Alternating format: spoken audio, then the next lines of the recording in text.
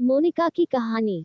शहर से 5 किलोमीटर दूर जंगल के पास एक गांव में एक बहुत ही सुंदर लड़की रहती थी जिसका नाम मोनिका था। वो एक गरीब परिवार से थी। उसके पिताजी घर का खर्च पूरी तरह से नहीं उठा पाते थे, इसलिए मोनिका जंगल से तेंदू पत्ता तोड़कर उन पत्तियों को शहर जाकर बाजार में बेचती थी। इस तरह से उनका घर का खर्चा चलता था। मोनिका 20 साल की हो गई थी और उनके माँ बाप को चिंता थी कि उसकी शादी बिना पैसों के हम कैसे करेंगे। मगर मोनिका को अपनी शादी की कोई भी परवाह नहीं थी, क्योंकि वो अपने परिवार से बहुत प्यार करती थी और मोनिका इतनी खूबसूरत थी कि उसके कई रिश्ते आते रहते थे, मगर वो सबको मना कर देती थी। पर दिलेश्वर नाम का एक लड़का मोनिका से बेहद प्यार करता था। उसने मोनिका को बताया भी था, लेकिन मोनिका ने मना कर दिया और मोनिका के मना करने के बावजूद वो रोज बाजार में मोनिका की तेंदू पत्ता बिकवाने पहुंच जाता था।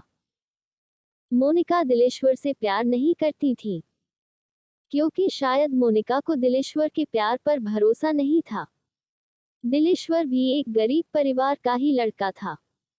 उसके पिताजी बाजार में मिठाई की दुकान लगाते थे, लेकिन शायद दिलेश्वर के पिताजी को मालूम था कि वो मोनिका से बेहद प्यार करता है, क्योंकि उनका लड़का दिलेश्वर अपने पिताजी को ये कहकर मोनिका की पत्तियां बिकवाने चला जाता था कि पिताजी, मोनिका का परिवार हमसे भी ज्यादा गरीब है, इसलिए मैं उसकी पत्तियां बिकवाने जाता हूँ।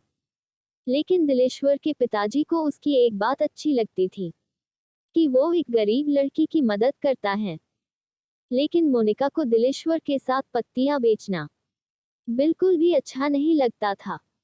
और एक दिन मोनिका दिलेश्वर के घर जाकर दिलेश्वर के पिताजी से उसकी शिकायत ही कर दी और उसके पिताजी से ये कहा कि दिलेश्वर जबरदस्ती मेरे करीब आता है और इसे ये कह दीजिए कि आज के बाद मेरी पत्तियां बिकवाने मेरे साथ ना आए और मुझे इसकी मदद की बिल्कुल भी जरूरत नहीं है।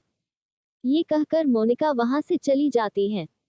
मोनिका की यह बात सुनकर दिलेश्वर बहुत उदास हो जाता है और वह अपने कमरे में जाकर रोने लगता है। अगले दिन जब मोनिका बाजार में तेंदू पत्ता बेचने गई, तो दिलेश्वर उसके पास पत्तियां बिकवाने नहीं गया और उस दिन मोनिका की पत्तियां बहुत कम बिकी थी और बहुत सारी पत्तियां बच गई थी। अब मोनिका को बहुत देर हो गई थी, मगर उसकी पत्तियां नहीं बिक रही थी। तब उसने सोचा कि आज तो बहुत कम पत्तियां बिकी हैं और घर का खर्च कैसे चलेगा। ये सोचकर वो घर चली जाती है। मोनिका जब घर पहुंचती है, तो वो क्या देखती है कि उसके पिताजी की तबीयत बहुत ज्यादा खराब थी और उसकी माँ रो रही थी और रोते रोते कह रही थी कि बेटी, तुम्हारे पिताजी को जल्दी अस्पताल ले चलो। मैं बहुत देर से तुम्हारा ही इंतजार कर रही थी। जल्दी किसी ऑटो रिक्शा वाले को बुलाकर लाओ, ताकि तुम्हारे पिताजी को जल्दी अस्पताल लेकर जाएं। लेकिन अब बहुत रात हो गई थी और रात में कोई भी ऑटो और रिक्शा वाला वहां नहीं था। मोनिका अब बहुत परेशान हो गई, मगर उसे कोई भी रास्ता नहीं दिख रहा था।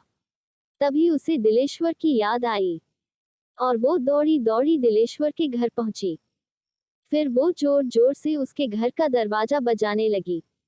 तब दिलेश्वर घर का दरवाजा खोलता है, तो दिलेश्वर मोनिका को अचानक इतनी रात को देखकर चौंक जाता है और मोनिका से पूछता है कि क्या हुआ, इतनी रात को तुम यहाँ कैसे? घर पर सब ठीक तो है ना?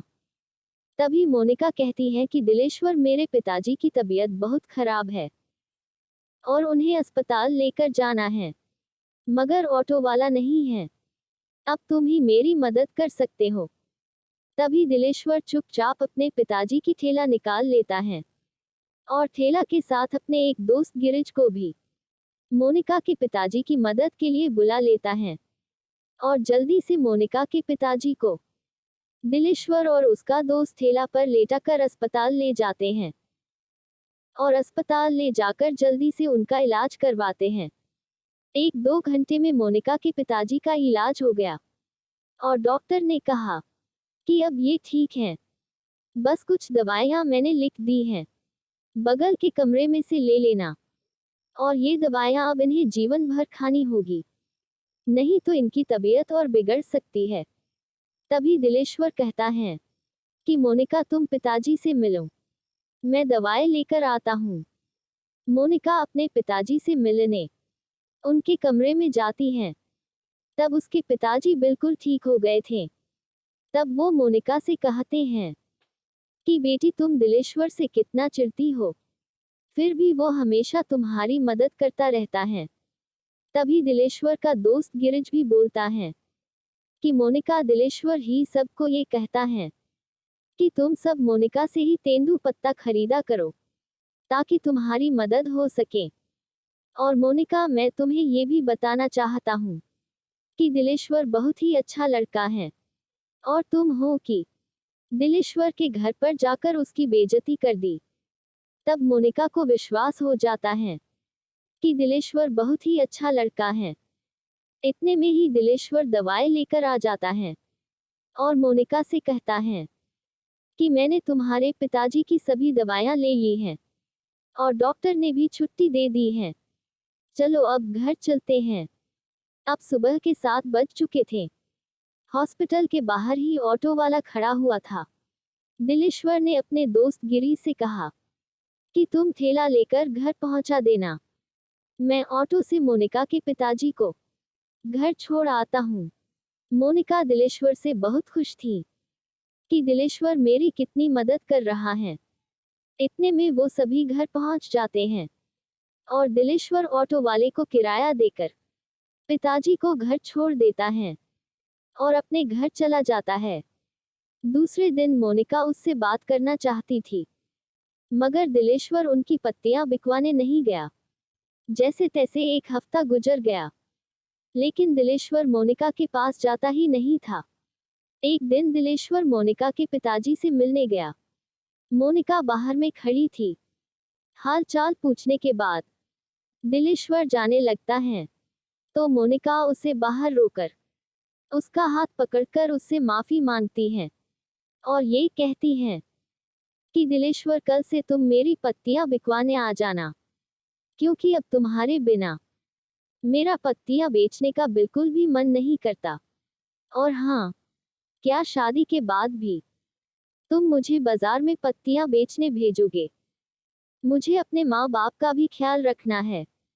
मोनिका की ये बात सुनकर दिलेश्वर बहुत खुश हो जाता है और कहता है कि मोनिका तुम्हें मुझसे प्यार हो गया। ये कहीं मैं सपना तो नहीं देख रहा, मगर ये हुआ कैसे? तब मोनिका कहती है, दिलेश्वर तुमने मेरा दिल जीत लिया। एक दिन था जब मैं दुनिया के सभी लड़कों से बहुत नफरत करती थी, मगर आज मुझे पहली बार तुमसे बेहद प्यार हो गया। तब दिलेश्वर कहता है, मोनिका आज मैं भी बहुत खुश हूँ कि आज मुझे मेरा प्यार मिल गया, और मैं तुमसे वादा करता हूँ कि मैं तुम्हारे साथ साथ तुम्हारे परिवार का भी ख्याल रखूंगा। आज मोनिका बहुत खुश है क्योंकि